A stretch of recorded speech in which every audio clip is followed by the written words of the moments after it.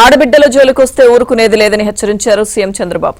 గత ప్రభుత్వం శాంతి భద్రతలను గాలికొదిలేసిందన్నారు. డ్రగ్స్ పై ఉక్కుపాదం మోపుతున్నామన్నారు. వైసీపీ పాలనలో జరిగిన అక్రమాలు అన్ని ఇన్ని కావన్నారు. ఒక్కో ఇటుక పేరుస్తూ ఏపీ అభివృద్ధికి కృషి చేస్తున్నామని చంద్రబాబు అన్నారు.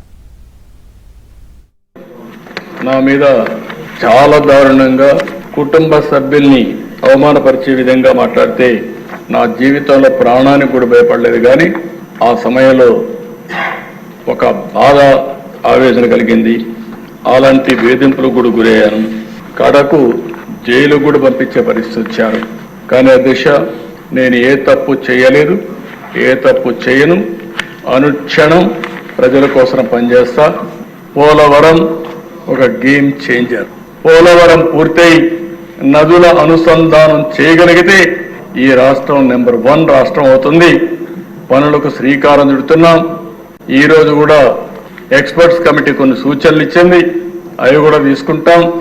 పగడ్బందీగా పోలవరం పనులు ఏ విధంగా చేయాలో చేస్తామని చెప్పి కూడా నేను మీకు తెలియజేస్తున్నాను. దీనికి డబ్బుల కొరత లేదు. 12,157 కోట్ల రూపాయలు ప్రస్తుతానికి మొత్తం శాంక్షన్ చేశారు. కీలకమైన సమయంలో 21 ఎంపీలను గెలిపించారు ఎన్డీఏ కూటమి అభ్యర్థుల్ని. దీనివల్ల ఢిల్లీలో కూడా మన పరపతి పెరిగింది. కాస్తో కోస్తో వెంటిలేటర్ పై నుండే రాష్ట్రానికి సహాయం చేయడానికి ఆ రోజు నేను కానీ, మిత్రుడు పవన్ కళ్యాణ్ గారు కానీ, ఒక పక్క నరేంద్ర మోడీ గారు కానీ, బీజేపీ ప్రధానమంత్రి గారు అయిన నరేంద్ర మోడీ గారు అందరం కలిసి చెప్పాం. దాని మీద పూర్తిగా కేంద్రం కూడా సహకరించే పరిస్థితికి వచ్చారు. ఒక్కొక్క ఇటుక పేరుస్తూ ముందుకు పోతున్నాం. రాత్రి ఏది సాధ్యం కాదు. ఈ విషయాన్ని ఇక్కడుండే శాసనసభ్యులు కూడా అర్థం చేసుకుని మనం అందరం కూడా ప్రజలకు చెప్తూ మన ఆలోచన విధానం ప్రజలకు అంకితమైన భావంతో పనిచేస్తాం. అదే సమయంలో రాజీ లేకుండా ముందుకు పోతామని చెప్పి కూడా నేను మీకు తెలియజేస్తున్నా. ఎవరైనా సరే ఆ షాపు పెట్టుకొని ఎక్కడైనా రీటైల్ గాని మీ ఇష్ట ప్రకారం అమ్మితే మాత్రం ఖబర్దార్, జాగ్రత్తగా ఉండండి. బెల్ట్ షాప్ వస్తే మాత్రం బెల్ట్ తీస్తాం. చాలా కఠినంగా ఈ ప్రభుత్వం ఉంటుంది. ఎవరిని వదిలిపెట్టమని చెప్పి నేను క్లారిటీ ఇస్తున్నాను. ఫస్ట్ టైం 10 లక్షలు ఇస్తున్నాం.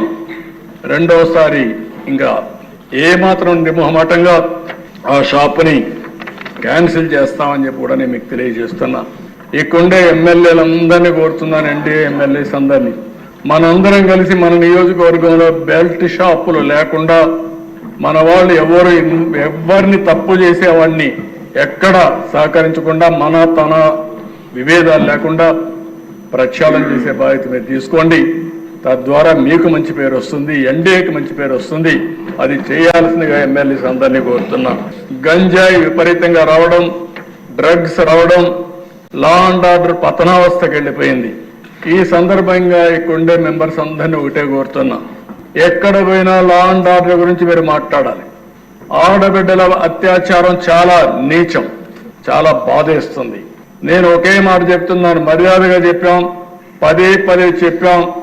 ఒక పక్క ఎడ్యుకేట్ చేస్తాం, ఇంకో పక్క వార్నింగ్ కూడా ఇస్తున్నా. ఎవరైతే ఆడబిడ్డల జోలుకు వస్తారో ఖబర్దార్, జాగ్రత్తగా ఉండి ఏం చేయబోతామో చేసి చూపిస్తాం. మొహమాటం మాత్రం లేదు.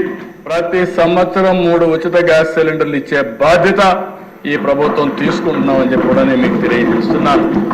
కొంతమంది తెలియని వాళ్ళు మాట్లాడుతున్నారు, ఎక్కడిచ్చారంటారు. ఇది క్యాష్గా చేతికి ఇవ్వడానికి. గ్యాస్ తీసుకుపోవాలంటే సిలిండర్ కావాలి.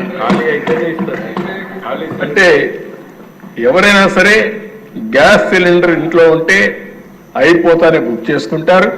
బుక్ చేసుకుంటే గ్యాస్ వస్తున్న దశ. మేము ఏదైతే చెప్పామో చెప్పినప్పటి నుంచి ఇప్పటి వరకు 42,40,000 మందికి గ్యాస్